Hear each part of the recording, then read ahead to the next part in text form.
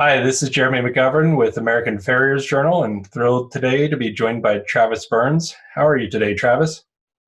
I'm doing really good. Got home a little early, so it's a great day.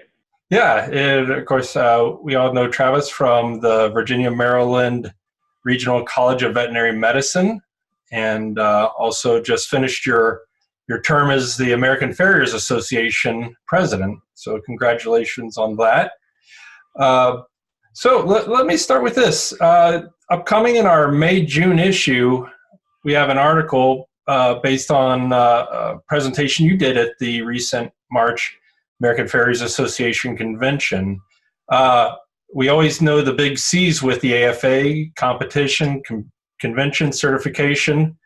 Now there's a C for conducting research. Can you tell us a little bit about that? Yeah, so the couple years ago, Mr. Doug Russo and Miss Katie Tanos took over the Equine Research Committee, and they've done a wonderful job of setting it up so farriers or members of the association can apply for some small research grants to help actually engage in some farrier-led research or some research, specifically on farrier techniques or the farrier profession itself.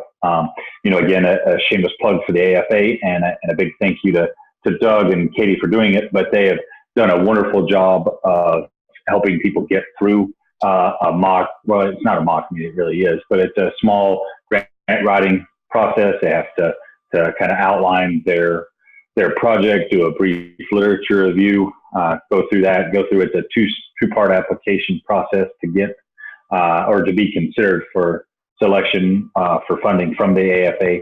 But I think Katie and Doug have really done a wonderful job of helping farriers through that entire process, especially for those who may not be entirely familiar with that process. And can you tell us a little bit about your research project? Yeah, so our research project, it was a collaborative effort between myself, two vets at the vet school, Dr. Lauren Traeger and Dr. Scott Pleasant, and then an engineer, a professor of engineering from one of the departments, Rafaela DeViga. And so what we were looking at were trying to determine the mechanical properties of common composites that are used to repair toe cracks or quarter cracks. So again, that's just a fancy way of saying we wanted to test the properties of repair materials like fiberglass or Spectra or Cobra Sox or polyester Vectran when they're saturated with the polymethyl methacrylates or the acrylic adhesives like Equilox or, Grand Circuit, ProGlue, ProFast, all those type things. But specifically, we looked at fiberglass with polymethyl methacrylate, specifically Equilox, along with Cobra Sox, polyester Vectran, and Matrix, all using Equilox as the adhesive. And essentially what we do is just run them through an array of testing to test what their properties are in tension, bending, and compression, which are really the three forces that act upon hoof wall. What I liked about your presentation, it just wasn't on the research, but you gave a very thorough practical review of the application. From your experience, is there one key area where application typically breaks down? Yeah, there's a couple of things. So obviously when we talk about managing a quarter crack, everybody kind of falls in love with the patching or the repair type work. That's really what they look at. They see it's something tangible that owners see and look at. But in reality, where quarter cracks often fail are with the trim, really the medial lateral balance. And if you can get a quarter crack in an appropriate medial lateral balance, then they almost always resolve themselves even without patching if the horse is allowed to rest. But if rest isn't an option, then obviously, both us vets, farriers were pushed into probably repairing them sooner than we want to, so the horse can stay and work. And in doing so, in the particular plating type technique which we use, which is just saturating various different layers of those repair fabrics with polymethyl methacrylate and then adhering it to the horse's hoof wall, there's a couple of places where that usually goes awry. And the first one is just not prepping the hoof wall well enough to accept the adhesive. So all dirt, debris, oils need to be removed from the outer hoof wall for the adhesives to stick to it. And then the second place that it often fails is not keeping the crack bed itself clean and allowing adhesive to get in there, and then you fill in a couple microbes and then you get an abscess.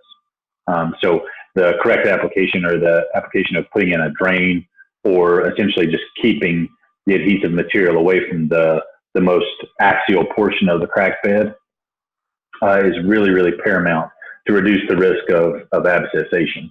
So I'd say if a patch usually fails, I would say the most common way they fail is just they don't stick to the horse's hoof wall. And then beyond that, another big common problem is the abscess underneath the repair. Yeah. One thing you brought up, and, we think about the patching process, but also getting the buy-in of the owner, and you may need to increase the frequency of visits. An interesting thing you brought up was, rather than maybe saying hoof wall crack, quarter crack, whatever the case may be, saying fracture, that seems to make an impact with the owners. Why do you find that? I found it does a couple of things. So often when you talk to horse owners, they're pretty accustomed to seeing, particularly, especially here in the mid-Atlantic states, from the wet, dry cyclical phenomena that we have and the environment, people are pretty used to seeing small, what we call superficials, or really a superficial crack that's not, doesn't go through the full hoof wall thickness. Really is nothing to worry about. And then it's hard, once they're accustomed to seeing that, to explain to them what is different about a full thickness, like a true quarter crack or a true toe crack. They often don't really conceive or understand the seriousness of the issue or the pathology. And if you call them a hoof wall fracture, immediately they start thinking about a fractured bone.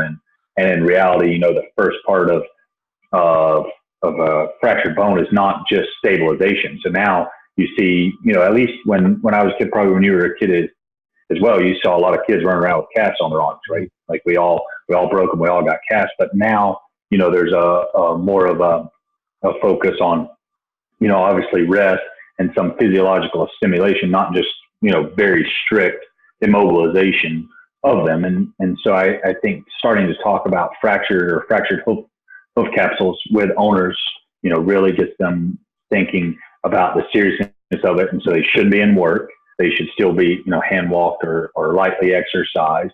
But it kind of moves away from the idea of just really, really strict stabilization and then I'm good to go do whatever. Because even the repair materials that we put on there, we all know that a hoof wall does better and has the opportunity to repair itself if the owner will just give it rest. None of us really feel good about patching quarter cracks and having them, go run a race or a 5-star event. I mean, it's ideal to give the horse a break. It's a clear indication to me that the tissue has failed, and most likely it's failed as a combination of conformation and overuse or overworking. And so naturally rest is the biggest thing. And I've just found if we call them fractures or hoof wall fractures, the owners just get a different sense of, I guess, urgency or complexity to the particular disease pathology, kind of the seriousness of it. Just like kind of next level. A lot of people just, skip over a crack, but a fracture really is like eye-opening to them. And I think that really comes across in your presentation, this great practical side, but also what you were able to show with your research. And if anybody's interested in that, they can read about it in the May-June issue of American Farriers Journal. You can also visit the American Farriers site, American Farriers Association site at americanfarriers.org to find out more about the research program. But thank you for joining us today, Travis, and giving us some great tips.